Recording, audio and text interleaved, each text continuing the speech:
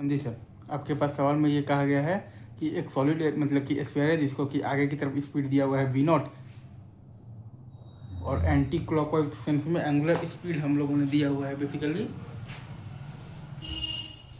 हुआ है 7v0/r, ठीक है। और सरफेस का कोफिशिएंट ऑफ फ्रिक्शन है म्यू, ठीक है।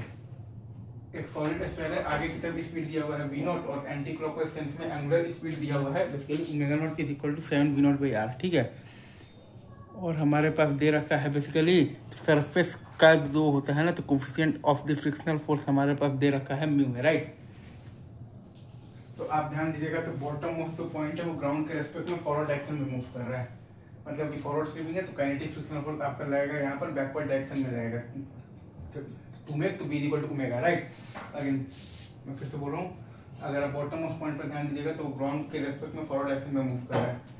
मतलब कि फॉरवर्ड स्वीपिंग है तो काइनेटिक फ्रिक्शनल फोर्स आपका लगेगा बैकवर्ड डायरेक्शन में रहेगा टू मेक तो v = ω। अब चूंकि काइनेटिक फ्रिक्शनल फोर्स जो है वो आपका बेसिकली पॉइंट P से पास कर रहा है, तो काइनेटिक फ्रिक्शनल फोर्स का टॉर्क आप देखिएगा तो पॉइंट P के अबाउट 0 होगा, राइट। तो आप मतलब कि पॉइंट P के अबाउट आप लगा सकते हैं एंगुलर मोमेंटम कंजर्वेशन, ठीक है। तो वही काम हम लोगों ने किया है, तो mv0r माइनस आ गया है 2/5mr² × 7v0/r इज टू, तो जब प्योर रोलिंग आपका स्टार्ट हो जाएगा तो तब का एंगुलर मोमेंटम आपके पास है बेसिकली 7/5 × m × तो v of the pure rolling into r, right. तो वहीं आप अगर ध्यान दीजिएगा तो आप लिख सकते हैं बेसिकली, तो v प्योर रोलिंग आपका यहाँ से आ जाएगा -9v0/7 और आपके पास बेसिकली ओमेगा प्योर रोलिंग आ जाएगा -9v0/7 है, right sir, is it true. तो v प्योर रोलिंग और ओमेगा प्योर रोलिंग का वैल्यू आ गया है आपके पास, ठीक है। अब जैसे कि मैंने आपको शुरू में ही कहा था कि अगर आप बेसिकली बॉटम मोस्ट पॉइंट पर ध्यान देंगे तो ग्राउंड के रेस्पेक्ट में फॉरवर्ड डायरेक्शन में मूव कर रहा है, मतलब कि फॉरवर्ड स्वीपिंग है तो काइनेटिक फ्रिक्शन फोर्स आपका लग रहा है बैकवर्ड डायरेक्शन में टू मेक तो v = ω, राइट। तो आप v at any time t आप क्या लिखिएगा, v0 - μ/t = ω at any time t। Omega होता है आपके पास बेसिकली अल्फा t, अल्फा होता है आपके पास बेसिकली तो टॉर्क बाई आई, मतलब कि μmgr/i है आपके पास 2/5mr² into T, alpha T हो गया। और ये साइन प्लस इसलिए है क्योंकि आपके पास काइनेटिक फ्रिक्शनल फोर्स जो है वो बेसिकली ओमेगा को पॉजिटिव डायरेक्शन में बढ़ा रहा है, राइट। और माइनस ये है आपके पास बेसिकली इनिशियल ω0 है बेसिकली 7v0/r, तो ये है आपके पास बेसिकली ओमेगा मतलब कि omega at any time t into r, right. तो v = ω/r हम लोग लगाएंगे, तो वहाँ से हमारे पास बेसिकली तो जो टाइम पर आपके पास बेसिकली तो प्योर रोलिंग स्टार्ट हो रहा है वो टाइम आ जाएगा 16v0/7 µg, राइट।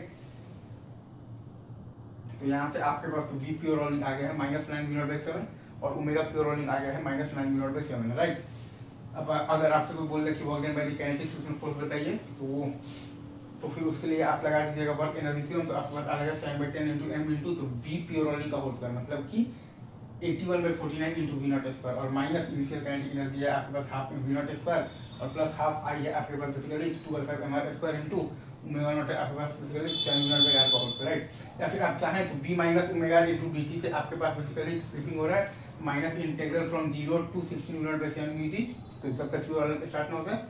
इंटू आपके पास आ जाएगा v0 - μgt और माइनस आप लिखिएगा basically omega at any time t -7v0/r और प्लस है आपके पास 5 μg, सॉरी प्लस है आपके पास 5